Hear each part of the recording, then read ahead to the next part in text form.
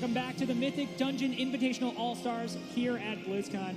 I'm Robert Bones Malone Wing, and I'm joined by, it's a legit, okay, I'm doing contenders, and it's a thing now. It says it on the lower third sometimes. And I'm joined by the Future Crew once again, and we come now to our second series of the day as we've been hyping it up, the Method Bowl, and the Mythic Dungeon Invitational program is still young, right? This is the closing out of year 2, but Method, certainly an organization that is no stranger to this program. We've seen a lot of them. They've been a part of the young history thus far, and it's exciting that we get to come to this event now where we have two teams. You know, these are teams who we saw at the Global Final performed very well, and both of them obviously eager to kind of start off Battle for Azeroth on the right foot. Nagura, you know, as you've watched both of these teams, just from what we saw at the Global Final, do you think there's anyone with a clear edge, or that it's just too even to call? I think at the Global Finals, I was actually a little bit surprised by Method MA. I thought they would actually do worse. Of course, from Europe, sure. Go ahead, Nagura, sure. No, I think it's because they have this more laid-back mindset coming in, that they don't practice too much. While on the other hand, we had Method MpogChamp, who are known to practice a lot. I think they're one team that practiced the most for Global Finals and Regionals, and now as well for the Blizzcon here. So I think that MpogChamp might win, but then at the Global Finals, we saw Method MA just being in the upper bracket the whole time, only losing in the final. So they have something, right? Yeah, that is interesting, you know, for Method NA. They might have been looking to get to the end of this bracket and have that rematch, have that throwdown, and throw Excel's Angels kind of off the mountain there and say, hey, we are the best team. They no longer have that opportunity, but they still have the opportunity there to win. And you bring up an interesting point, Jack. I want to run it by you now. Obviously, you're playing a lot. People are watching your stream all the time. You're constantly doing these high-level dungeons. Do you think that there's a certain point where maybe too much practice maybe takes away from what you're doing, or do you think there's maybe some validity in Method NA's approach of less is more? I think a lot of times they're kind of hyping up that they don't practice, at least from a hard practice perspective, where we're saying we're just doing these dungeons for competition. But more often than not, they're just always playing together. They're always doing something together. And I think that goes a really long way, going from all of 2018, you know, becoming very well known for just being this top-level group running on NA servers, completing really high keys. So while they may not have had a ton of practice going into this event specifically, they have so much familiarity with each other, and they've consistently shown with 3 different tanks, really, in Shakib, in E-Man, and now with Reva Fevi, that they can be such a versatile group no matter who is kind of leading the charge and tanking for them. Yeah, certainly something that is an advantage for them, having that distribution of people they play with. But taking a look now at the map pool, we're going to be kicking things off with Temple of Saprales, going into Freehold, and if necessary, King's Arrest. You know, Ted, what are you seeing in these maps? This is a really nasty first map.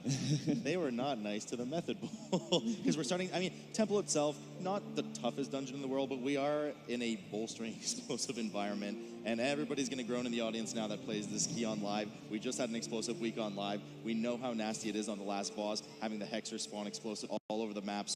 A lot of attention is going to need to come out of these teams for the explosives. Overcoming adversity, I think we could say that's the Method way. Nagura, what do you take? Do you share Ted's kind of opinion on that situation? Do you think that's going to be very brutal for them to deal with? I think the difference in access between the first map and the second map is also going to show in the team comps probably. As we've seen in the first match, we've seen all the rogues and the demon hunters coming in because they can do those big pulls and they don't have the bolstering or the explosives to prevent them from doing those big pulls. But now, Method NA versus Method MpogChamp, we have explosive and we have bolstering in those first 2 matches. So we might see something different coming in, smaller pulls, maybe more control pulls from them.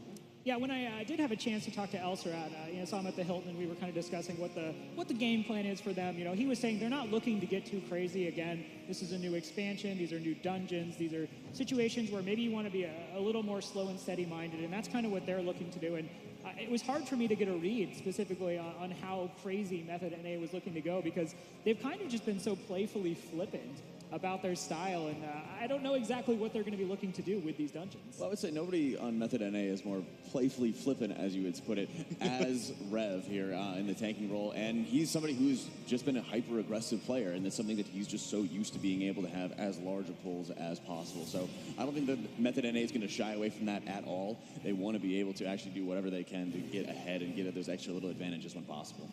Changing topics just a little bit now, I had a chance to talk to Derry a little bit earlier, general manager for the Method organization, and asked her what it meant, to have these 2 teams here, these 2 teams competing after the global finals, and she was saying that for Method, it really means the world to them to be able to come in, support the competitive PvE scene, have these teams that are regularly streaming, regularly involved, creating educational content for the community, and really the whole organization is just incredibly proud to be here at an event like this. And, frankly, it's awesome to see. As we said, young history for MDI, but this is an organization that's out there, and they're getting involved in the very early stages of it. Yeah, and it's great, and it's really encouraging other people to sponsor. We see now Excel's Angels moving up from Shell's Angels, and it's just, Method is just such a strong presence in PvP and in PvE, and it's just great to see them here.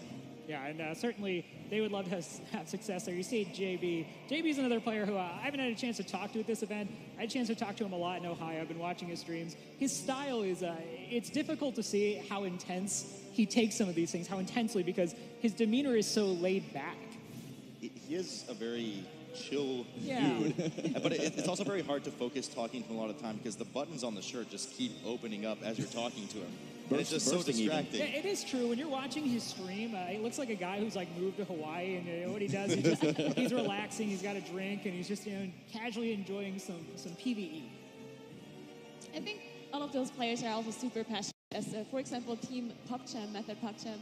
I've talked to them a couple of times, also when we were out drinking, and I just saw them standing there in a circle, talking about WoW, talking about their strategies, talking about their big games. So they're just very invested and very passionate about this. Nicker, I'm going to assume that was drinking water, and then we're going to get the team compositions here. Taking a look there now, no double rogue, but we are seeing the mirror rogue, not same spec obviously, but we're seeing the mirror rogues and then the demon hunters coming out. Jack, what stands out to you about these compositions? I'm very interested to see Eldrad be playing Disc for this. I know he'd been practicing between Mistweaver and Disc Priest a lot of times on live servers, and early on when they were pushing keys, I know he has a lot of experience with Mistweaver and as well Druid from raiding. So I'm kind of surprised to be able to see him pull out Disc here. I was kind of expecting it to be a move for Freehold, but maybe they're going to have some other comp switches as they move into that, and they're going to need him on Disc full time throughout this run. That actually came up in our conversation in the Hilton, that you were going to be judging him and his disc play, and so he laughingly, so I'm not sure how serious this was, but he laughingly said, he's going to try to do a good job, Jack, and not disappoint you on that disc priest. Otherwise, there, nothing too crazy. I would imagine Dr. J, Mage. I mean, name a more iconic MDI duo. Dr. J, Mage, JB, Druid, Marv, Locke, the consistencies. All of these things are almost more shocking than the double blood DK. I was going to say, it's kind of what you would expect. Maybe the Disc Priest kind of being the really was this going to happen point, but it certainly, for as much as he's been talking about playing Disc Priest, it certainly makes sense we're going to see this. We also see the Warlock for the first time here in this tournament. So we might see some interesting things coming out with the gateways. We've seen in the global finals or last in Legion, Warlock was very famous. Everyone pretty much had a Warlock because of the utility, because of the gateway, because of the Soulstone, Healthstone, and so on. And now we see one Warlock with Method MA, so maybe we can see some special strats coming out of them. All right, taking a look at the poll results, I feel like every time we see it, these teams are pretty evenly split, but I like to just chalk this up to, again, the number of European players in Twitch chat right now. MPG, Method MpogChamp, slight edge in the poll results for what those matter.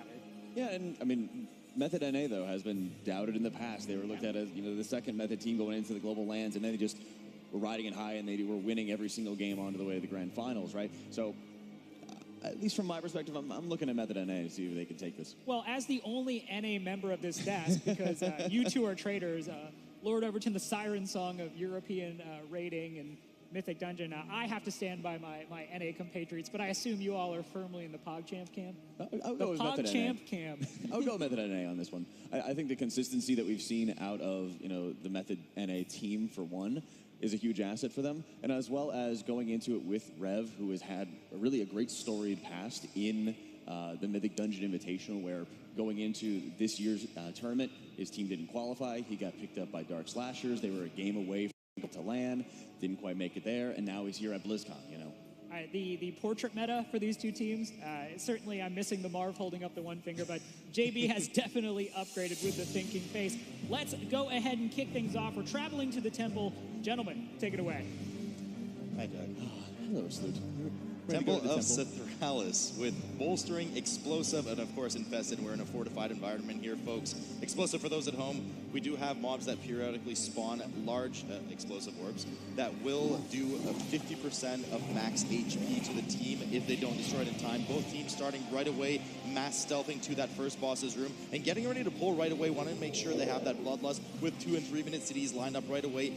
Method NA going right in there, making sure they don't get too close to the trash on the side. Now, there is a rogue that patrols near the boss area here. If they pull that by accident, they cannot kill it, otherwise it will bolster the boss. Yep, very important. They have to always watch out for that. You're seeing Marv kind of digging himself into the corner here, so he'll be away from the kiting path of that mob. As you know, we are in that fortified setting, so you are seeing Adaris going down very quickly here. Very important to watch out for on this boss. You're going to have a lightning shield which gets traded off on between the two mobs here, so you can focus down Adaris first. The lightning shield flips is on Aspects and will deal a ton of damage if you start attacking Aspects. Then after a while, the lightning shield will flip to Adaris, and then you have to switch targets.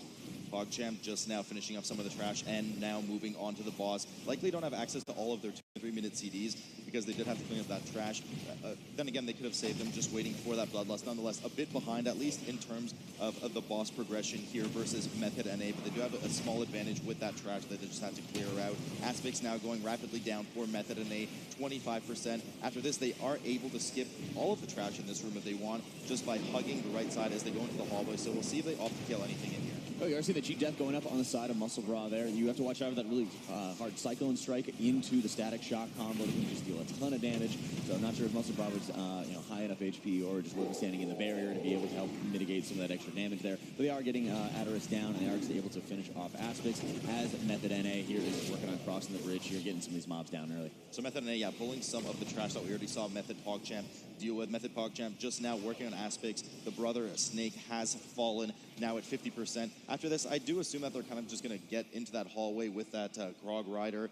Not sure if they're going to pull the 3-pack next to it. We'll have to see. There is a lot of skippable trash in this dungeon, especially because some of it is just defaulted with the orb, or eye, as some people call it, gauntlet that we'll see later. Yeah, and they always have the advantage there where they're able to just take their time, skip a lot, and be able to start making up later on. And they're also able to take advantage of that buff near the end of the boss fight for the final boss, where just giving you that increased damage. If they remain in combat, they can still have that buff as they're clearing up the rest of the trash. Jack, there you go. Elsrar putting up some solid DPS numbers on the board for them. Aspects does now fall just a moment here. There we go for Method PogChamp. We'll see exactly what kind of trash they want to deal with. We did see them pull some trash as the boss was dying, making sure that they kill the boss prior to the trash, so we ignore a lot of that bolster. Really clever play from them there. The path, or the bridge here, is now open to them. Want to make sure you avoid these swirlies, the spears. They do a ton of damage and punt you back as well. We could certainly ask Tegu about that one. Now, as you see PogChamp, of course, crossing the bridge, they always have to be watching out for, of course, that Crawlus Rider's Noxious Breath here, which looks like it will get a little bit of damage out on the Sebs. But again, they're just walking ahead. They're making sure that they can start getting past the bridge, getting away from any of the spears that are dropping down. And it can take so long to be able to actually kill it, get rid of it, and deal with it. You are seeing Muscle Bra actually moving on ahead. So you probably see out of their team just shadow melding, maybe just using the Viz Pod to be able to just skip past all this extra trash and start moving on to Marekthar's room. Pretty typical to skip this trash and just kind of slither by it. They do get over to the second boss's room here. A lot of dangerous trash moving up here, and you do need to kill everything in this room for the second boss to spawn, namely the tenders. You know, Jack, you and I love some tendies. I would love now, some tendies. if you miss the interrupts on their heal, it will AoE heal everything around them, so it's quite crucial. They don't have access to some of the substantial AoE silences like a Boomkin or the Vengeance Demon Hunter here, so they have to be really spot on with that middle 3-pack. Yeah, and at this point, they're just making sure they're getting a good setup because there are so many mobs patrolling all around, so not only having to make sure they're getting the interrupts on the tenders they're wanting to pull, making sure they're avoiding any of the other infested that they're going to be seeing on the side, because they do have to clear out this entire room before they're able to get Marektha to spawn. So a bit of a hiccup there from Method NA, just kind of taking their time, making sure they skip everything they need to skip, just wanting to make sure the patrol is there. They actually end up pulling the trash, presumably on purpose, as the team was just kind of waiting there, and that somebody seemed to have tagged it. Muscle Bra does go down. We saw that cheat death proc earlier, and we have 3 deaths over on Method NA side on the left right now. It looks like it is a death skip, though, if I'm not mistaken. They stealth pass, something we typically saw in Legion. You kind of have anybody who can stealth successfully move past, anybody who can't will die, and they will res them. The disaster situation is that JB actually got caught out by that Crawlus Rider, and they wasn't actually able to get the mass res off for everybody else. And he's just going to have to die here, run back, stealth all the way back because he just I guess wasn't watching for the Crawler Strider. That is a huge time dump right there. So JB, exactly as you said, does release. He's running back in kitty stealth form as quickly as he can. The rest of the team stays dead to make sure that they have, that they don't, I mean, they can't get past the trash, actually. They don't have the mass stealth, so they just have to wait there for that mass res. Meanwhile, PogChamp on the right side is moving well through this room. They did have the hiccup with the Muscle Broad Death, used their battle res, but they are now stable. They're stable here. They're making sure they're getting the rest of the trash cleared out here. But also JB's having some problems being able to get past a lot of this trash. You do have to watch for, I believe it's the Rogue who's able to see through the stealth. So being able to actually get around it, not pulling into any other mobs. So it looks like it was just kind of the route that he was taking was crossing into that Rogue, and they caught him out of stealth. I actually don't even think they see stealth. I think he just ran a bit too close to it. It just saw him. You know, I mean, you have to kind of make them face away that he doesn't have the distract from the Rogue to support him there. So bit of trouble over on the Method NA side. JB does release again. He'll try a second round of stealth to make sure that he gets back to his team for that mass res. PogChamp, once again, just steadily moving through the room here. Nothing too crazy in terms of the pulls. They want to make sure that they keep these explosives under control. A couple of Gahooni spawn right now, and they make sure to kill them off before they reach the middle of the room. Yeah, working on killing them off here. You're seeing JB again, trying again, getting back to the rest of his group, being able to have that mass res there. They just you have to have that awareness. And maybe it is some of the on-stage jitters that kind of getting to them as they're watching out for the other Crawler Strider. So this time, Dark did actually die as well to come and support JB with some of the stealth distracts and saps as well to make sure that they can safely get back. So this time it should be guaranteed on the way back. PogChamp dealing, if I'm not mistaken, with the last of the trash here, waiting for that second boss to spawn in a moment. Yeah, they always have to be making sure they're getting stacked up together to be able to deal with Marek there. It would be very nice to be able to have a number of different stuns, even using Fear, for example, to be able to deal with that knot of snake stun that goes out onto other players. They do have to deal with this last central pull of all the tenders, and like you said earlier, having the strong interrupts to be able to make sure they're shutting down any of these guys, especially getting the stuns out for the drains whenever they try to drain the egg and gain that damage buff. Yeah, so these three particularly actually do start with that damage buff, something that the mages can spell steal, but I believe this time it actually translates into a CDR, a cooldown reduction buff rather than damage buff. We see them running over, casting Drain. Great AoE stun. They really worked well here to control the health of the tenders and make sure that they're draining at the same time, so they use that AoE stun for all of them. Finally, Method NA get back up on the horse. Everybody is rezzed, and they're starting to work on the second boss room, but I mean, they got their work cut out for them here, Jack. Indeed they do. As PogChamp here just pulling into Marekta, there's me about a 3-phase fight that you have to always watch out for. First phase, you do have to watch out for that noxious breath, which would be just be facing one player and just dumping any of the goo all over the room. Then there will be any of the goo that's placed on specific players, and along with a knot of snakes that happens. So having everybody stacked up together, being able to have a quick stun as you're seeing out of the side of Shella, to be able to quickly get rid of that knot of snakes, get people out of any of the goo on the ground, and be able to get all of these snakes in together as you go into that intermission phase. A knot and a lot of snakes on this fight. The second boss phase here, once they do come back up, will actually only consist of turning around from the boss, making sure that you don't get blinded. None of this frontal breath. The knot still will occur. Lots of ways to get them out. Stuns, you can DPS them out. Fears, in-caps work on them as well. So nothing too tough for this team, especially in this fortified environment. Not too dangerous of a boss. Method NA still working to chew through that room. At this point, they gotta know that they're behind, so we're probably gonna see some riskier pulls coming out of them to try and catch up. As Method PogChamp just taking a very chill, slow-paced approach to the dungeon right now and just rocking it. Yeah, and at this point, you're not really able to pull any extra trash into the boss, as we've seen with so many other parts of the MDI, and what Sub-Rogue, for example, has been so well known for throughout, Legion and, as we're seeing recently with BFA. So at this point, they just have to be able to deal with it. A lot of the strikers here are a lot more annoying than the first set that you have to deal with because of the dust clouds that are coming out. So constantly kiting them away from those dust clouds to be able to actually actually able to hit them always is going to be so important for the that situation where you don't want to leave them in the dust there. We do see the cheat death proc for Dark there. Not going to have that available. Similar situation to Muscle Bra when he got caught out without his cheat death available, and that's where the death occurred earlier. Now, they do still have the battle res available for Method NA because, there was just no point battle resing at that point. There was no one available to do it for them as JB had kind of that struggle running back, but they are doing a pretty substantial pull in the middle of the room there, making sure that they're catching up as much as possible.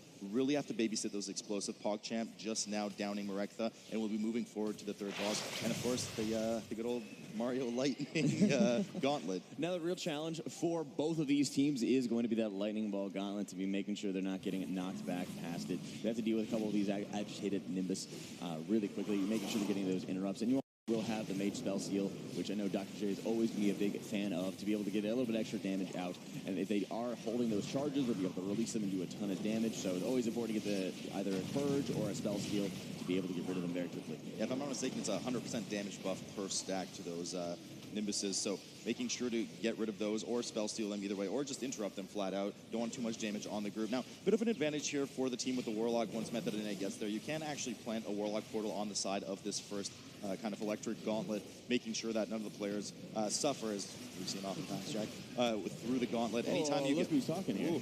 Anytime you get hit by one of the balls that you see here, you will actually get shocked for a fair bit of damage and put back towards the starting area. So all eyes on the players as they very slowly. Hey, there we go. We have our first successful electric gauntlet at Blizzcon. They move through, get some CCs up on the infested mob, want to get their percent here before working to spawn the third boss of the dungeon. Yeah, but great job here by MpogChamp getting through the lightning gauntlet. Let's make sure we keep an eye on a Method NA as they have to do the same soon after.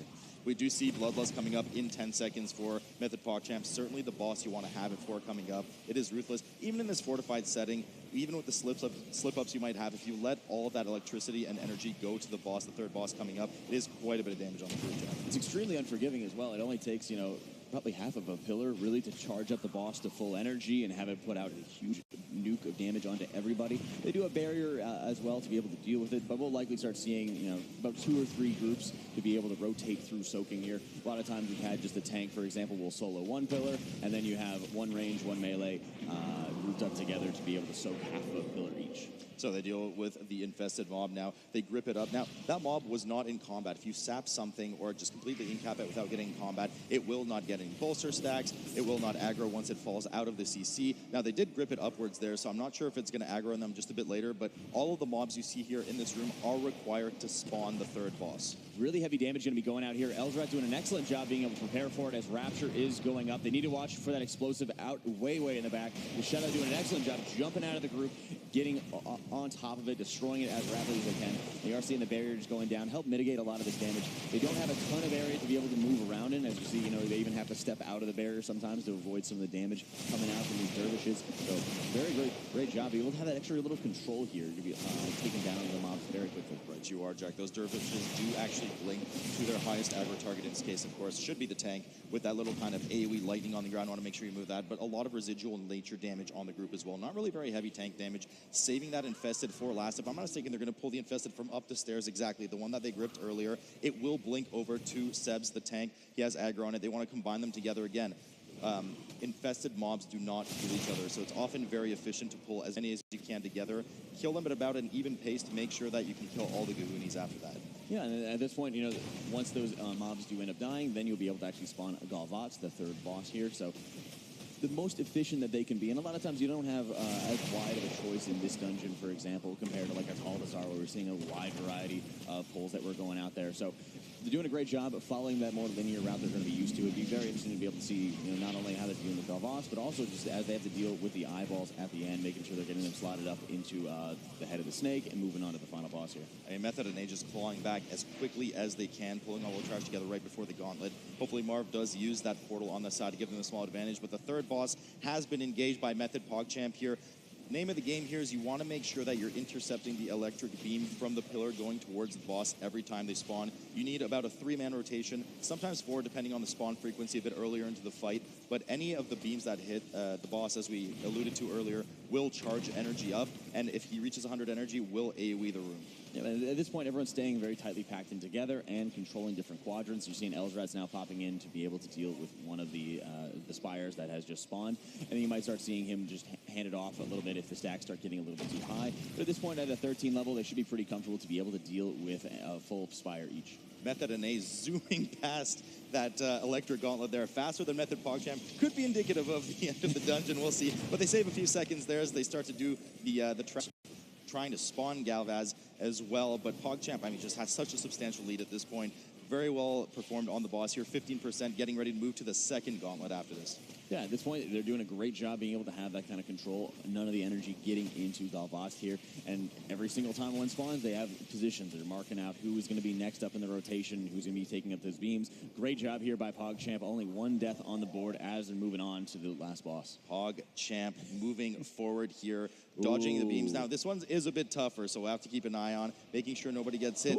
Dr. J cheekily blinks past the last of it. Now, they have to deal with the bridge here. You do get slowed, and you do constantly have lightning strikes going on here. You want to aggro the kind of mini boss mob at the end of this hallway, at the end of this bridge, to make sure that those balls stop spawning. Once you grab the channel here, this is, again, a different type of gauntlet. Name of the game here is there is an orb or eye on each side of the room, which you have to collect and throw over to the mouth of the snake. Once you fit those eyes in the eye sockets of the snake, you will open up the path to the last boss. A lot of mobs here. The most dangerous thing that can happen here is that they grab, by accident, one of the infested mobs. That's spooky.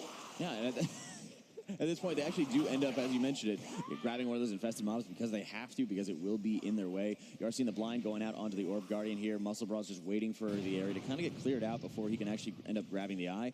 And just, again, being able to throw the orbit to himself, just keep on throwing it ahead of the group. That way they'll be able to quickly and efficiently be able to get it ahead of the group and getting it slotted in very quickly. Sebs, at this point, just kiting everything out. They're going to be able to take advantage of the slows coming out from the mage. And they just have to watch out for a couple of little explosives that are going to be spawning from those Orb Guardians. Yep, so Tank's job here is to just get everything and get it the heck away as far as you can, so the rest of the team can just grab the orbs and get them to the face as quickly as possible. Now, the infested in there's actually two, is going to be quite difficult to deal with.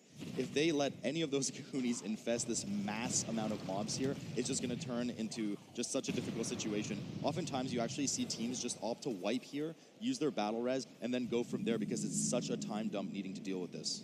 It does take up quite a bit of time, but also if you have it available to you, you know, we've seen the shadow modes in the past be so helpful to be able to quickly and efficiently start getting away from any of these. You are seeing Sebs who is going down, apparently may not have had like the shadow meld and may have failed, or we were seeing some of those explosives going off, so you made a shadow meld, got hidden by an explosive orb, and then you had to, of course, just put out a res on it. Fortunately, no one else was in combat with any of those mobs on purpose to make sure that they can res them if anything went wrong, or if you purposely wiped here. They stealth past everything else. Now, these 4 hexers here do give percent, but I don't think it's going to give enough percent to finish off the dungeon, if I'm not mistaken. I can't remember the exact percent. It'll be very close to it, though. Yeah, it will be very close to it. And look at the Heart of Azeroth getting up to level 27. I'd love to see it. We were also able to, getting all these hexers in together. You're right, they do need to start catching up a little bit onto the rest of the trash percentage, but they do have a tremendous with the buff that the boss gives them at the end. If they start pulling trash that they had just skipped, they'll be able to carry that buff over into clearing the rest of it. And of course, with the extra strength that they just got from that level 27 neck-ding mid-dungeon, the 4 hexers are pulled together. Lava Bursts do a ton of damage sporadically on the group. You want to interrupt as many as possible. They don't have the advantages, of course, of a prop paladin, anything with frequent interrupts. They just got to grab what they can. We do see some flay shots go out on the group. No problem for Elsrat to deal with. Method MpogChamp, not forgotten yet. They are finally downing the 3rd boss. We'll see how quickly they're able to move through the back-to-back gauntlet coming up. PogChamp now at 90%. They're going to make up the remainder of their trash with the buff that they get from the last boss. In the very last phase of this boss, you do get a massive buff. I believe it's 50% haste, 90% reduced damage taken, etc. So they're going to want to pull that last pack into the boss room to finish it off. Right you are, Ted. And as they're going on to this, they're making sure they're dropping those fish feasts to start topping off all of Elsrat's mana. Despite his disc is annoying, but it's not impossible to do. A lot of times it's just going to be focusing on any kind of off-healing that you're able to offer, as well as really just controlling, and probably most importantly, controlling a lot of the frogs that will be falling down, the rain of toads when it comes down, leaving, whenever it impacts the player, leaving that disease dot onto him is just so annoying to deal with, especially if it's covering everybody. And when you're in that intermission phase as a disc priest, you're not able to have any other kind of targets to be able to hit, so it can be very annoying and very difficult to deal with, and having everybody slowly kind of creeping down in health. And if I'm not mistaken, that disease actually does add a healing reduction to you as well, making it harder to kind of keep everyone healthy in this splash AoE damage environment. The Hexers well dealt with here by Method MpogChamp. We discussed earlier, right before the dungeon, the danger of explosive on this boss. Those Hexers are immobile and they spawn kind of in the quadrants around the room, so everybody has to keep a very good eye on any explosives. They can spawn at any time. Now, there was once upon a time when it was quite mean that these frogs would as well spawn explosives, but since then that has been fixed. Yeah, but at this point, you're just saying everybody busting out the first aid here to be able to start healing themselves, helping out their disc freeze. I'd love to see this. I'd love to be able to see that. First aid. But they're also doing a great job actually surrounding Elsrat here whenever those Rain of Toads came down. They're soaking up all of it, and they're able to take advantage of his disease dispel. You're even seeing Dr. J using one of his ice blocks to make sure he's clearing off the debuff quickly and easily. So the Guardians that spawn here are probably the most dangerous mob in the general phases. They do a stacking damage taken debuff on the tank, 20% per stack. So you want to make sure you kill those as quickly as possible, especially for something like a DK, not the most mobile tank in the world. So you want to make sure you get rid of all of those stacks as quickly as possible before the tank essentially does, or potentially can get one shot. Bit of a death coming over here from Method NA with mid as they res him on the other side. I think it was to deal with the gauntlet. Indeed it was. It was a purposeful death, similar as we saw with MpogChamp, wanting to kind of get all the mobs out of the way, out of combat, and now they as well are heading for the last boss. A lot of damage going out here onto the side of MpogChamp. They were not able to get the Dispel out onto Muscle Bra, and an explosive went off here. What happened was Elsrat was actually dispelling one of the disease debuffs. He's going down here. MpogChamp here only left alive. They have 2 battle reses left available to it, but it looks like it's just going to be a full wipe. And that's what we were talking about. These explosives are just so dangerous with the amount of damage going out on the fight. You have one slip up, it just causes a chain reaction. And just like that, Method NA are right back in it as they're already working on this boss. 84% trash on the, actually, excuse me, they're still dealing with the Hexers, getting ready to start on the last boss. Method MpogChamp needs to hustle and get back. This is a very long boss fight and they need to get started right away again. They really do. And it also shows, some of the experience as well going into this where, you were seeing Elsrat dispelling one of the diseases going out. They do got a battle res going out for Marv on the side of Method NA. You start topping it off. We've seen those Hexer pulls. It can be quite annoying when you're getting everything in together. But at this point, this is Method NA right now is going to be in the driver's seat. But Elsrat at that point had dispelled one of the diseases coming up from one of the frogs.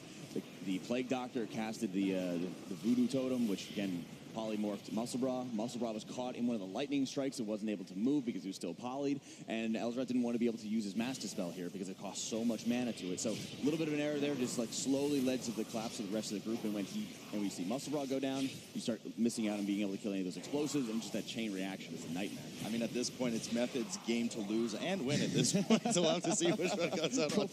Profound. They are getting ready to pull the boss here. We see already some of the explosives have spawned in the quadrants. One of them does go off already. You want to make sure you have really good coverage. The dot comes up as Dark was already quite low. Manages to heal, but another explosive goes off for Method NA, barely holding on. It's going to start chewing a lot of the defensives that JV might want to be saving for the boss healing during the intermission. Yeah, you see this early trank going out for the group here, right at the very beginning of it. And that's where you want to be able to have those, fair markers as to where everybody's responsibilities are going to be. It's going to be very efficient if you're going to be able to start dotting up everything and slowly taking everything down. But when you have to deal with the explosives on top of it from any of those 4 locations, it can be immensely difficult.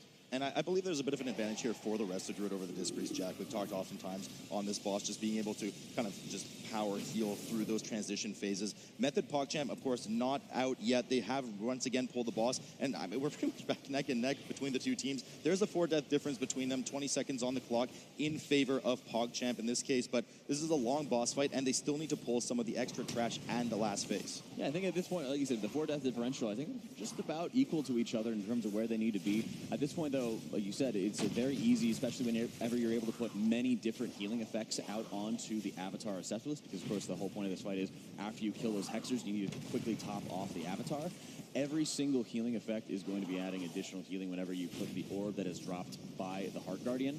So clicking that orb and all the different healing effects that Rested Druid is able to bring versus pretty much a Shadowman spam, maybe Defensive Penance going out there, are really the only things. So I think you will start seeing a lot of the extra power healing going out on the side in the advantage of Method NA. Really good coverage here for Method NA as with a lot of the explosives spawning in the different quadrants. Important to note, of course, that the casters that spawn during the fight spawn near the entrance of the room, so you want to make sure you grab them right away on top of whatever else you're DPSing so that they don't spawn random explosives at the beginning of the room. We are now in that second healing phase as we see JB just pouring regrowths into the Avatar of Cithralis in the middle. We do have breakpoints at 40 and 70%, so once again, the healing is locked on the boss in the middle, and they have to deal with one more round of Hexers and Guardians. Yeah, after this round of Hexers and Guardians, they will be able to heal it up to that 100% level and start getting that buff that we've been talking about, which is going to be very heavily needed here as you're going to start seeing, once PogChamp starts going into that next intermission phase, they need to be able to heal even more. That's really where it starts draining away a lot of your mana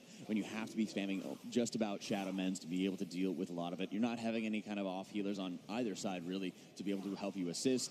The things like having other disease dispels can also take up a lot of extra, or it can also save you a lot of extra mana, but unfortunately they don't happen. Now, they got to be careful here. Rev has 5 stacks already from the Guardian running around. He can't exactly get away too easily. It's 100% increased damage taken for him, as you see him kind of trying to get away with it. 6 stacks now, and Marv is chunking in damage as well. Rev is actually in pretty prime position to just take huge hits of damage. You see him just trying to get away from the Guardian as quickly as possible. They do finally down it, though. The Toads are going after JB here. They're just trying to be able to get all of them down. You are seeing all of them getting soaked up by Dark with the Cloak of Shadows there, but that was a huge pile that he had to dodge. And on their side, they don't have any sort of disease dispel. So once again, we are now in the last phase. They do have to do one more round of clear with the massive buff that they get. A lot of haste, a lot of damage decrease taken. You see they turn back right away to grab the rest of the trash that they need. They're only at 91% right now. They want to utilize the buff that they get in this last phase. As soon as they kill those 4 Hexers and heal the Avatar to 100%, they have to kill the remaining 9% of trash. That's already part of the mess that you're seeing on your screen. A lot of explosives all over the place. PogChamp not far behind now, healing through their second transition and getting ready for the 70% phase. Yeah, at this point, all Method MpogChamp needs to do is just play cleanly, deal with these explosives, and be able to take everything down here, and the game is going to be theirs. After what it was a horrible, horrible start for them. There's just so many explosives out on the border right now. Everybody has to pay attention to hitting them, but not a lot of damage that they're taking from them. They do have their huge damage reduction from the boss buff, as you're seeing. They don't even care. They don't even care, so they're just making sure that everything's kept in check, and they're DPSing the mobs as quickly as possible. The explosives doing 90% reduced damage to the group, which is why you're seeing them just letting them go off as often as they can.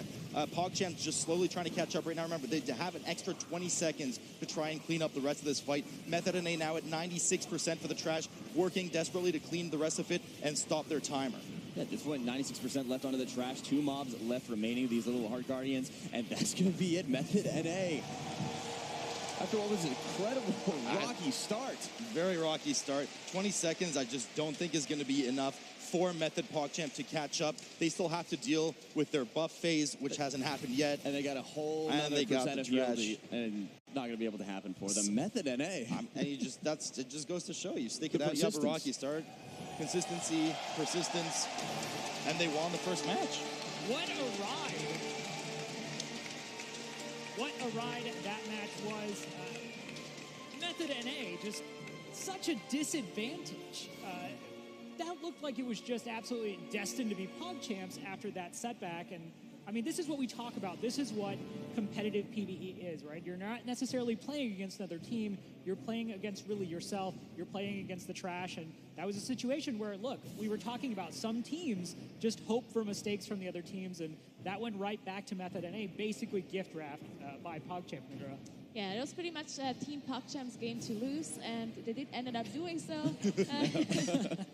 We saw Method NA, though, having one big slip up too there where they tried to do a death skip with the Druid and the Rogue, and JB ended up pulling a mob and he couldn't rest anymore. I'm not sure why they didn't use their Soul Stone to keep him up again, but we'll talk about that after. Yeah, let's go ahead and take a short break, though. Don't go anywhere. More Mythic Dungeon Invitational All-Stars after the break. The 2018 World of Warcraft Arena World Championship is brought to you in part by Republic of Gamers, Corsair, T-Mobile, Samsung SSD, and NVIDIA.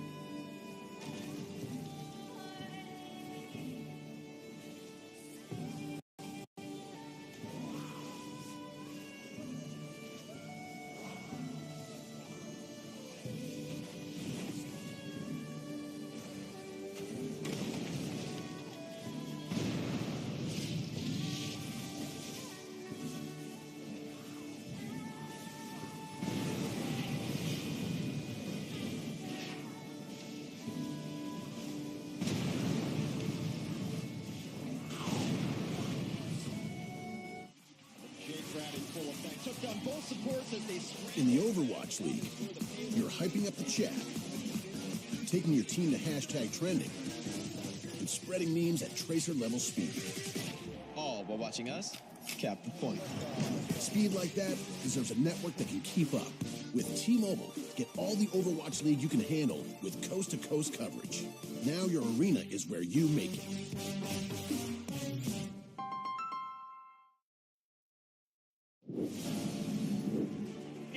NA currently greater than EU in the Method Bowl. For the moment, you EU types, I just want to say this is as much gloating as I get to do when it comes to Dungeons and you guys, so I'm going to really hold it tightly. This is my moment. It's the only way you'll get. Yeah. That's right.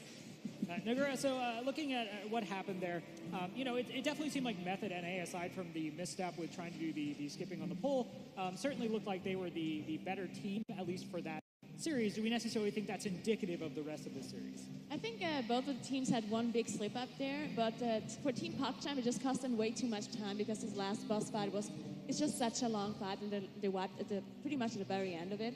But I want to talk about Method NA's skip first, the death skip that happened to them. So they do have the Druid, which no other team runs. All the other teams are running a Monk or Disc Priest, and Druids are pretty good at doing those kind of death skips. Now in BFA, death skips aren't that easy anymore as they were in Legion, because most of the battle rests have a cast time now, like a Druid, for example, so you can't instantly rest your healer anymore, and we don't have the Paladins anymore.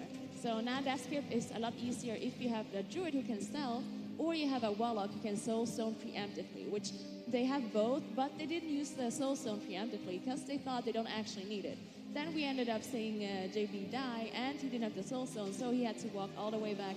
So next time they have to think ahead a little bit and actually use that Soul Stone just to, in case something happens. Yeah, speaking to the point of not using that Soul Stone, when I have peeked in on JB's stream and I'm not distracted by his lustrous chest hair, that is something that I've seen them practicing, right, his temple.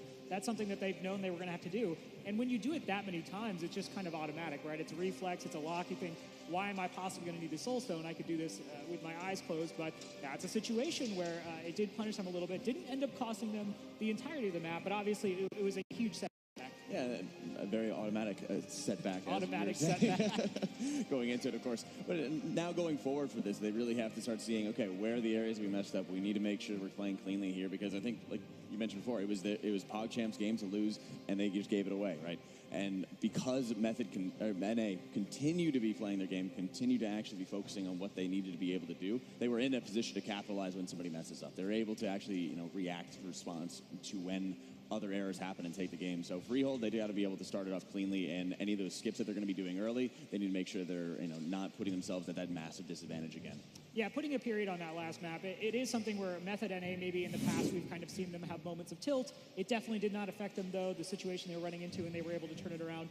Going into Freehold, though, so I hope you like pirate stories, because that's where we're heading. I'm not personally a big fan of pirates, but Ted, how do you feel about pirates? Arr. Okay, well, I guess now you can actually... That was all I expected, and I'm not disappointed, so please talk about the dungeon. This is actually the dungeon that I was thinking, and Nagura mentioned earlier, that I think Warlock is a nice advantage here. To just have a couple of cheeky little skips with portals, cut a couple of the bridges, early access to the third boss if they want on Harlan's Suite. So, bit of help from the Warlock. Is it groundbreaking? Is it going to make them up, 1-2 minutes? No, but every bit helps when the races have been as close as they've been today. I was going to say, as our good friend Sowers would say, it's about going fast, and certainly that can help you go a little bit faster. So curious to see how much that ends up impacting. I've actually never seen Warlocks on Freehold. Down in the +3s, we just don't see a whole lot of it. It's all just marksmanship hunters, and we don't have demonic gateways, so I'm sorry, too. When I get home, Beast Mastery, I'm switching. Nagura, going into this, do you agree with his assessment? Do you think the Warlock is going to be necessarily that big of a boon, or do you think it'll kind of even out over the course of those compositions? At least what we saw. Obviously, they can make changes. Yeah, so I think Team MpogChamp might actually change to a Warlock too, since we have Shelley, who's a main Warlock, who did play Demon Hunter this last game, but he has the option to switch to it, and I think he will be. All right, we'll have to see what happens, though. I believe we are ready to get into this game now. EU has one last chance to stay in the All-Stars event. If PogChamp loses this, we are heading for a North America versus Asia Pacific finale. Jack, here we are at Freehold. Shiver me timbers as we get ready to pull a lot. Here's the thing. this dungeon has a lot of trash, a lot of just different routes we see from the teams right away with the stealth too, but we are once again in a bolstering environment. Both teams stealthing through. We see the double rogue come out of Method NA, wanting to get that subtlety, focused single target damage on the higher health mobs with this bolstering environment. Yeah, they'd love to be able to see these kind of coming out more often here. Method NA, and you're also seeing, like you mentioned, as Nagura said before, Shella is going, of course, to his Warlock, and it's going to be very good to be able to get those extra little skips coming out here. It was no surprise, of course, that we're going to see Marv on the Warlock. So both teams will be able to have that nice advantage going into this. Now, in order to spawn this first boss, so they can stop him from having the parrot guano go all over the floor, you do need to kill one of the first 2 Enforcer packs. Once they do that, it will spawn the boss. The boss can go out of bounds. You want to keep him kind of central in this area. Some teams also opt to do a bit more trash after this first mandatory pull to wait for their 2-minute CDs to come back up so that they're able to just burst everything with Bloodlust. Yeah, at this point, it's really going to be everybody tightly stacking up together, being in pretty close together, so that the charge is not going to be going out too far. Always very important to make sure that they're staying in range, so that Muscle Bra, for example, is not going to have to be running around too far. PogChamp starting up the fight a little bit sooner than at Method NA here, getting a little bit of an advantage at the start of the instance.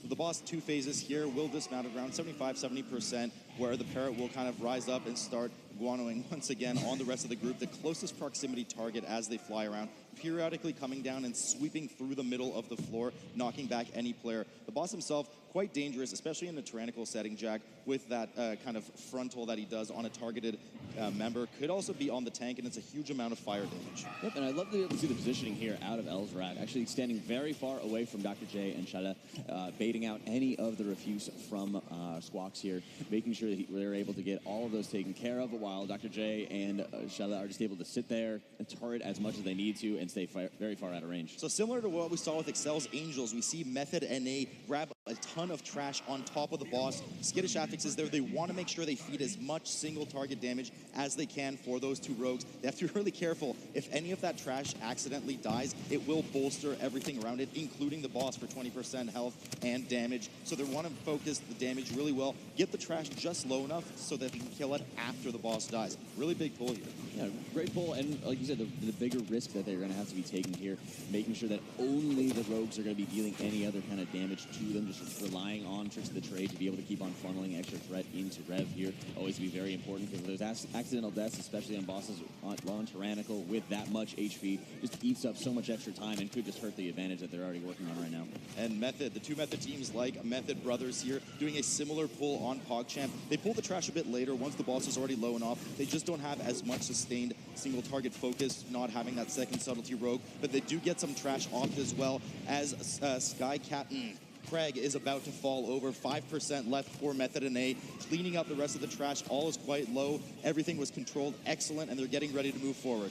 Great play here by Method NA, as PogChamp still trying to be able to deal with the rest of this trash here, and Method NA starting late but taking out their early advantage now. And here we are with one of the skips, as we alluded to earlier, skipping right across that bridge. Both teams dodging that Enforcer, which is just a kind of mini boss style mob, not CCable, just a pain in the butt to deal with. Now, we are in a skittish environment. Is easy telegraphed to you folks here, but that does mean that the tank has to produce extra threat, aka be extra aggressive, to maintain aggro on all the mobs. So they have to make sure to give them a second just to grab everything together and AoE, get as much damage as possible before everyone opens up on damage. Or bring 2 rogues.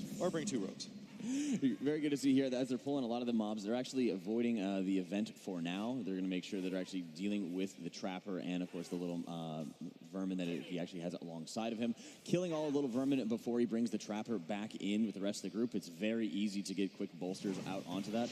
So very important to make sure that they're just dealing with any of the smallest mobs first, getting them out of the way, and then moving on from there to get the rest of these mobs down. Yeah, there's a lot of hacks here, a lot of optional routes, and I'm sure they've mapped them out to deal with as little infested as possible. Now, the trappers that do come out from that Quinn Rat do a lot of damage, a lot of dot damage, and you can get rooted in place. Now, somebody could, well, there's no paladin available here, but you can usually freedom through them, sustain the dot, and it will only root you at the end of whatever mobility freeing a talent or ability you use. Nothing too available for them here. JB can run through them as you see him now, and he shapeshifts in and out, which breaks the root for him. Yeah, but very easy to make sure you're taking care of that for everybody else here. Also important to know that they started the event early. The event that we're going to be having is actually going to be disabling the Valkyra captain, so they will not have to deal with any of the blasts coming out. They will not have to be following around the captain at all. So they will be able to just start drinking with some of the bilge rats and stopping that boss from going into the fight. Water is, of course, what they're drinking here on today's stream. Method PogChamp dealing with another small skip here, just wanting to get everything in position as quickly as possible. There are a couple casters lingering on the side. We'll have at least one grip coming out of Seb's for that, and he doesn't asphyxiate on the side there on the skull target. He gets a few sheeps off, making sure that it doesn't get too many water bolts off, and I don't believe that's an infested mob, just trying to peek here. One of the bigger mobs comes in, making sure to focus. That guy is about double the amount of health of the smaller trash mobs that you see here, meaning that they really need to focus that single target. He already came in late, and everything else is at half HP. And they really can start wasting a lot of time if they're not careful. You did see the cheap death go out on the side of mid there. Very important that they're always going to be watching out for that. And also, whenever you have these crushers, not only do they have so much HP, but also just the area denial that they'll often have when you're in, very melee heavy groups, for example, on Method NA. If they start pulling multiple of these together, it can be very difficult to be able to kind of get the right uptime that you want, and making sure that you're not killing any of those mobs early, especially when you need to be putting a ton of damage into them with like the Blizzard, the Frozen Orb, all the extra slows that are being put out. Yeah, Dr. J here, absolutely crucial with the Frost Mage to making sure that you kite those heavily bolstered mobs away from the tank, and Sebs has ample time to get away, build some resources if needed, and get back in for a Death Strike or two. It doesn't look like they're dangerous on the screen right now, but those mobs have a ton of bolster stacks. 20% extra damage per stack, could easily one-shot Sebs. You see him dip in there for just a second, gets chunked to 1/3 HP just within one melee. Yeah, it's very important that they're always watching out for those as they're starting to get themselves ready for the next pull. They'll probably just continue clearing trash until they actually have Bloodlust left available to them, and then they'll be able to start using that on either the Council of Captains, or if they have the time and want to go on the pull back early, they might be able to do that early on as well. Pretty big pull coming out here of Method PogChamp on the right, and not to be left behind, Method NA doing the same. They've already kind of gone on to the Ring of Booty, getting ready to plunder that, dealing with all of the crushers as much as they can on the side. Remember, these have double health of everything else, but they have the advantage of that double subtlety rogue, just dishing so much single target focus damage into those crushers. Yeah, but very important as they are activating the first part of the Ring of Booty, having to chase down Lightning the pig, making sure that they're able to get, the 5 grabs that are required onto it. But because everybody else is going to be working on it, they have to watch out for the stun as they're standing in the path of the rock thrower. JB dropping really low here, 9% left, getting himself topped off. But like I said, that's a danger. Having that 2-second stun going out from trying to grab that greasy pig can be so dangerous when you're doing these kind of pulls. Jack, we were really interested to see where the world first wipe to this pig mechanic was going to be. It's more dangerous than you know. JB actually does go down there as they try to grab the pig. You got to move out of those boulders, especially with the bolstering stacks. Fortunately, JB can release and stealth back quickly to the rest of the team as they finish off the trash. But you know where he's at? He's actually at Sky Captain Craig's room, so they're getting the summoning stone down because he has to travel all the way across the instance otherwise. Oh, shiver me timbers, Jack. They're getting ready now to pull Ludwig von Tortolen, which is kind of a mini-boss style mob. It's not actually one of the bosses, but is a huge time dump. He just has a ton of health. Now, they finally get him over. They summon him, and they're ready to pull in just a moment. Method PogChamp dealing with a ton of the trash on the side, getting ready to move over to the Pirates as well. So the two teams working on 2 different bosses, a very open concept dungeon in terms of which boss order you do. In fact, you can even do the last boss second or third if you want. Yeah, great job here pulling the Crusher in as well, because they will have 2 very heavy targets in both the Crusher and Ludwig to be able to start taking down. And of course, any of these neutral, any of these yellowy mobs that you're seeing running into the group will not add bolster stacks to either Ludwig or the larger Crusher here. So it's very easy fodder here for both the rogues on the side of Method NA. Method PogChamp. Now, it is important to know you do see the health bar of all 3 captains here for PogChamp on the right side. Only 2 of them are actually enemies and active right now. The other one is friendly. There's a rotation every week, of course, as it is consistent for both teams right now to make sure everything is proper for integrity and fairness between the 2 teams. So we'll see Method NA move over to that just a bit later. Crusher going down now for Method NA as they finish off Von Tortolen as well. PogChamp dealing with the second boss. Yeah, right here you're seeing PogChamp doing a great job watching out for any of the brews that are coming out, as you will see that there is the bartender out onto the side who will start throwing brews in. There's the Inshella and everybody stacking up to be able to receive it. 3 different abilities increases that you're going to be able to get. One of them is a very nasty caustic dot that you can actually stand the captains in so that they can start taking that damage. Another one will give you haste, and another will give you crit. So very important to make sure you're watching either through a weak aura or just focusing and watching the cast coming out from the bartender here to know which brew is going to be coming in to be able to receive that extra damage. Yeah, it is actually a huge buff and a huge amount of damage on the bosses. So the better you play off with that, the better off you'll be getting just a ton of time gained on this boss. PogChamp doing really well to do that. Sometimes you just have inevitable denial on the area that you want to soak or have the bosses soak in just because of some of the barrel smash or, of course, the saber going out from the bosses. But you see mid get really low there. Really big pull coming in from Method NA as well, similar to the first boss, wanting to feed those two subtlety rogues. Yeah, and really, they're pulling also a lot of red enemy mobs, so anytime those are dying, that'll be bolstering at Trothak here. And JB, I think, has a really heavy responsibility to start dealing with a lot of the sharks coming out from Trothak here. Bouncing between him and Marv will be very important to be able to take those, deal with them whenever possible, and you always have to watch out for those charges as he picks the sharks back up and then starts throwing another one. Both teams just similar gameplay here, getting as much trash as they can on top of the boss, but making sure to kill the boss first. Method and having the advantage in that, like we saw with Excel's Angels earlier, because they're just able to funnel so much more single target, so they're able to pull that trash earlier for those rogues, whilst PogChamp actually just needs to pull towards the end of the boss's health cycle. Yeah, at that point, you're also seeing Bloodlust coming out very soon for PogChamp to be left available to them. But like right now, Method NA for a boss that usually is lusted on, especially in a tyrannical setting, didn't even need it. They're down to 13% out on Trothak here and just having a very strong showing right now. Yeah, I mean, that's a ton of percentage gained in just a moment as Trothak goes down as well. They're going to get all that trash cleaned up too. PogChamp at 69%, moving over to the Ring of Booty themselves. Whoa. Mid does go down at the end, so that's going to be an extra 5 seconds on the clock. There's still a lot of trash left, so they opt to use that battle res. And, I mean, they're not going to have that available for pretty much the rest of the dungeon. Looks like they're holding off on actually accepting the res, though. It seems that they're confident that they can clean it up, and it's not worth the time gain. Yeah, I don't think it's worth the risk right now, because like you said, if they're not going to be able to get another battle res available to them for the rest of this dungeon, based off the times that they're going after right now. And while it looks like, they're both one boss down, there was so much RP, there's so much time to actually get to Trothak already. So I think Method NA has quite a distinct advantage, not only in trash, but in terms of the bosses that they are dealing with. And they're getting Bloodlust back to be able to deal with the Council of Captains. Yeah, Council of Captains is a particularly nasty boss in this tyrannical, environment.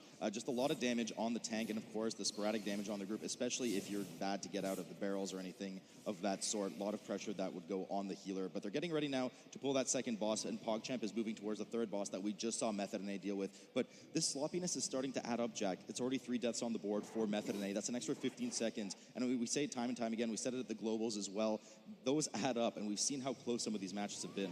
They really have been, but in order to make up for lost time here, you're seeing quite a big pull of trash going into the boss here. Again, more risky pulls here to be able during bolstering setting, and they still have some of the neutral mobs, some of the yellow mobs, if they wanted to be able to deal with it. So they really have to watch a lot of their cleave damage here as they're going up against Captain Jolly and Captain Raoul. Those yellow mob health bars, of course, not to be mistaken for rogues. There are already several of those on the Method NA side. Dealing well with all the mechanics so far, making sure they get some of those sorely soaks from the brews coming in. We see one flying midair right now. PogChamp, similarly large pull, pulling a lot of trash onto Von Tortolan, the kind of pre-boss to Trothak. Yeah, and right here you're seeing just 41% left onto Captain Jolly here. Doing a great job of making sure they focus him down first, as he will offer more of the aerial denial, keeping them out of any of the brew buffs that the bartender will be throwing here. The Whirlpool Blades is extremely difficult to be able to actually get back into the boss because the hitbox of Captain Jolly is so small, as I'm sure you could tell me about.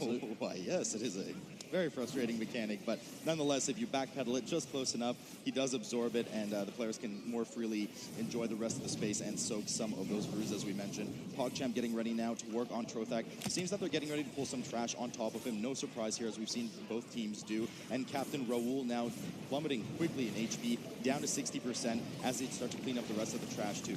And right here, they're doing a great job. And also important to note is that because they're pulling more trash into the fight and they are still remaining in combat, as they're clearing up the rest of these mobs, Eudora will still stay active until the combat actually ends up dropping. So her extra damage being contributed into the group, while also having all these smaller mobs being extra fodder to be able to feed the sub-rogues, is very strong. Fodder indeed, Jack. Now, NA is slightly behind on trash percentage here. They're going to get a bit of gain.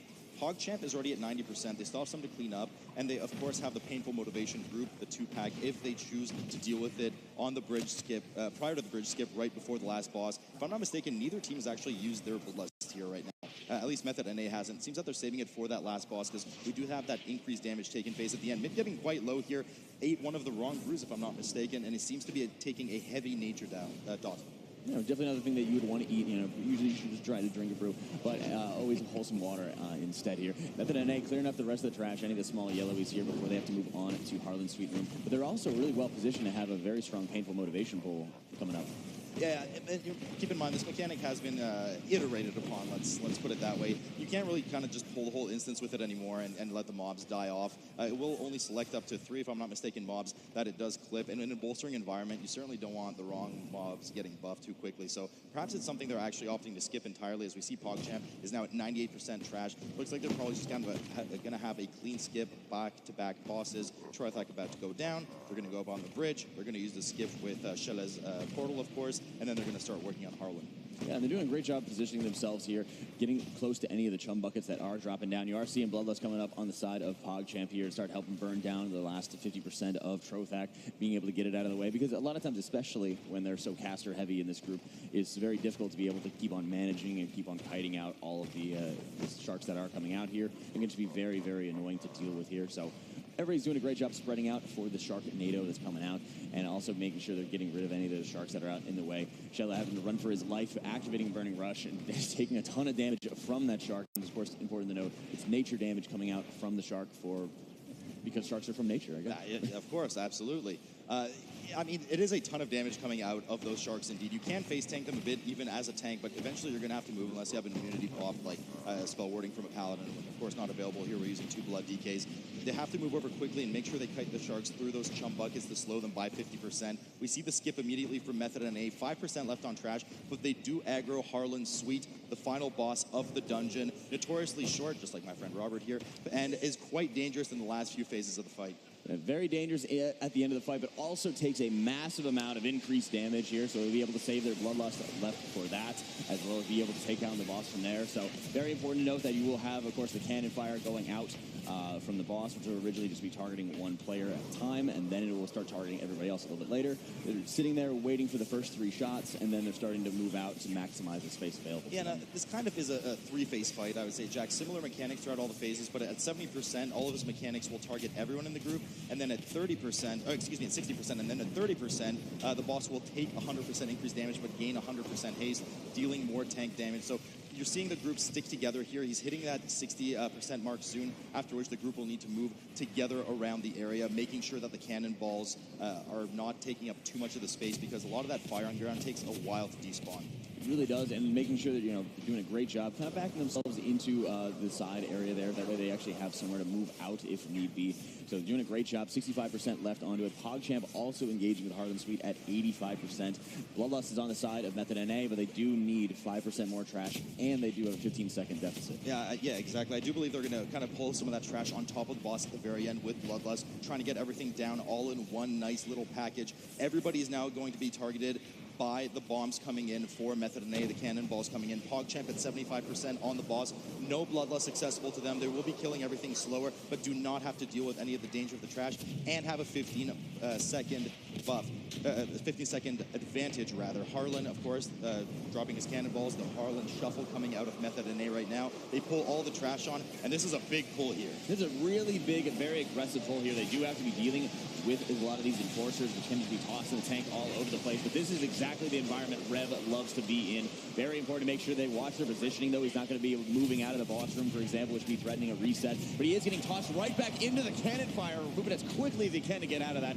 They're just getting close to taking the boss down and getting into that increased damage phase. Those enforcers are just so dangerous. They toss the tank to one of the far targets, so the group has to make sure to stick together, but not too close, because he does do splash damage when he lands, and there's already a ton of damage going out. Harlan now down to 15% for Method NA, taking 100% increased damage, 95% on the trash board. They do need to finish up some of the trash. Dark does get quite low as they get away from the cannon. Right now, they run over into the corner, but they still have 5% left on the trash. Harlan Sweet at 38% for PogChamp on the right side, entering the 100% damage taken soon. Rev dropping really low there, down to 20%. They got 3% left onto the trash here. They got to just sweep up the last of these enforcers here. They're getting free casts from all of those storm callers there. They just really need to watch out for the extra damage onto the tank. 100% trash. We still have 15 seconds on the board, and Harlan is taking 100% increased damage right now. MpogChamp might be able to pull this off with a last-second upset just because of the sloppy deaths from Method NA. 15% on the board. It's not going to be enough. It's not going to be enough, though. They just didn't get enough single target feed at the end, and that was a close one again. Very close one, and Method NA taking this for 2-0. NA greater than EU at the Mythic Dungeon Invitational All-Stars. You guys can come home now. Come on back to NA. I welcome you. Yeah. Okay, Kona, come on in. I got you. Come on back. And, you know, Brothers. I got you, brother. You're welcome too. I know you know, you're technically not from NA, but you're welcome to join us too. Beautiful, I think I might have to. California, yeah, welcome on back. And now we have an NA versus Asia Pacific Finals as Method NA takes the win here. And look, history repeats itself, right? This is what we saw at the Global Finals. When these two teams tilted, this is more just than a random occurrence. This is now a statistic. This is now the trend. And going forward, you have to imagine this sets an interesting stage for the MDI program in 2019 for these two Method squads. Yeah, it really shows, you know, how well a team can kind of start going together when they have so much time dedicated to just being around each other, knowing how everybody else plays. And from Method NA side, I know they're very excited about the next series. And we talked about how Method NA is more laid back and they don't practice too much. But I talked to Shella from Team MpogChamp, and they pretty much said, so in Freehold, we are going to lose against Method NA if they pull extra mobs on top of the shark boss, right? And they said they're probably not going to do it because it's very risky and it's very difficult.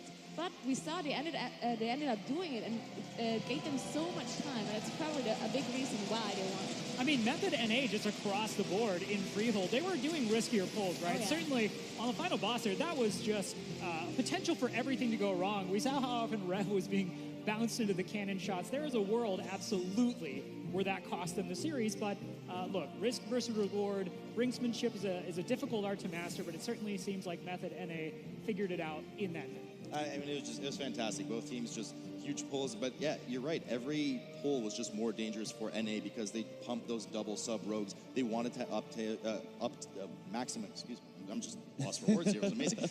They're just wanted to get so much extra uptime for the single target damage from those rogues, and it paid off. I mean, it was really close at the end of the day. Even with the sloppiness, it just showed how much advantage they had doing those really aggressive pulls. But you're right, Rob. I mean, it could have gone wrong at any second there, but it didn't. Not today, at least. I mean, I don't want to be results oriented, but you kind of have to be in these situations, right? You have to say like, well, it could have gone wrong. It didn't, and clearly that is what matters here. But as we saw in the end of the first series, both teams talking, you know, they were hugging briefly, and JB is already just down there like, well, here's probably what you did wrong, here's what I did right. That's how I imagine that conversation is actually going. And it's just incredible to make sure that there's, you know, the camaraderie coming in for the game as both teams are running, you know, not too dissimilar comps going into this series, and it was, you know, how they're making those larger trash pulls, you know, feeding the rogues as much as they possibly could has just been such a distinct advantage from the land that we saw in June and still going into BFA. Yeah, certainly. And when you're looking at how these rogue compositions tend to work, I mean, do you guys think bolstering in the way it functions adds like a degree of difficulty, or do you just think because of the minimal actual area effect damage coming out, maybe it's not necessarily such a big deal and the payoff is worth the risk? I think it's definitely very difficult to have bolstering and still pull those mobs into the boss to get the benefit from the sub-rogues. But we saw Method NA pull it off perfectly. It was very risky, definitely, because if you have one mob die, it already buffs the boss by a lot, and the fight gets a lot more difficult, especially on Tyrannical. So, but it worked, right? It was a risky strat, and it worked out for them. I would think as well, you know, Necrotic we've seen in the past many times where that can also be, you know, a factor to try to control those kind of big pulls. But in the past, you know, the more that we've had these experienced tanks, the more that we've had tanks who just know when to kite, who, you know, DPS who know what they need to be able to focus on. Those are the things that require greater control, but when the teams have it, just insanely powerful. And both teams clearly, as they were doing it, they knew what they were doing, right? And that's we were talking earlier about, well, is there a point where maybe a certain point of practice is too much versus what's the exact point you want to hit? And certainly in those situations where you really have to hit the very perfect points, it's not just, you know, sitting there doing damage and moving along. You really have to make sure the practice is there. Well, that's what the funny thing is. We were talking about going into this. They're saying, oh, we don't practice that much. We're not that practiced. We're not worrying about what we need to be doing. And then you see here, they're pulling all kinds of mobs into bolstering situations, and they're talking about practice. We ain't even talking about the game. I smell a lie. We've been debated. A little bit of debating, potentially, but I feel like in the history of Method NA, that's something I've kind of come to expect from them. Taking a look at the schedule, though, Excel's Angels versus Free Marcy. Obviously, we saw Free Marcy emerge victorious, unseated the 2018 Legion champions, and Method versus NA, Method NA versus PogChamp. We just saw NA triumph. So, one series left on the day on the event. It's going to be Method NA versus Free Marcy, and I'll be honest, this was not the bracket I expected to see, but I'm excited for it. And as we said, this is all setting the trend for 2019, the MDI program with Battle for Azeroth, and I think this is an exciting trend to set as Free Marcy is certainly looking to claw their way back to that champion status. I mean, I agree. But what's impressive here is, again, Free Marcy, we've mentioned it a million times and we'll keep mentioning it. They were the guys that were, laid back. They were just taking it, we're going to try and outperform, and they went full try hard this time. They practiced day in, day out. No idea what their strats were. We had a chance to talk with some of the other teams, not so much this time. And I mean, they just had such a clean run. Method NA performed excellent. It was a 2-0. But if you're going to compare Method NA versus Free Marcy so far, I mean, Method NA had a couple of sloppy pulls, cost them a bit. Free Marcy was just dominant. We have compared Method NA and Free Marcy, but now you at home can as well. Let us know in Twitch chat who you're rooting for to take it. Is it going to be North America? Is it going to be Asia Pacific? Hashtag MNA or hashtag FM. And, we talk a lot, and really this is just the history of the MDI program. We're always quick to say, practicing 12 hours a day, still lose. And we kind of, it's a tendency for us in the audience to kind of like clown on people occasionally. But I love seeing teams who have kind of said in the past, like, hey, we're not taking it as seriously, like, we're just better and we're just going to win. I love seeing those teams step up and say, hey, we didn't win. We said we would. It didn't pan out that way. We need to change up our approach. And, for Free Marcy, if they have that kind of success, certainly some nod has to be made to the adjustment of attitude, to the adjustment of preparation, and understanding what you have to do against some of the better players in the world. Yeah, and we've really seen how they've been able to step it up, for example. I mean, we know, right, that Free Marcy is not maining, for example, Blood Decays and Disc Priest on live servers, right? They were originally talking about just running with their mains and having some very awkward kind of compositions going into it, but they put that full focus out onto it. And like you said, setting the tone for 2019, what kind of team do they want to be, and even attracting some future sponsors and stuff like that to this team that has been around for such a long time. I mean, it's one thing for Marcy to be freed. It's another thing for Marcy to have a job. So certainly that's always something you want to be considering. But don't go anywhere. When we come back, the conclusion to the Mythic Dungeon Invitational All-Stars at BlizzCon is going to be Method NA taking on Free Marcy. Don't go anywhere.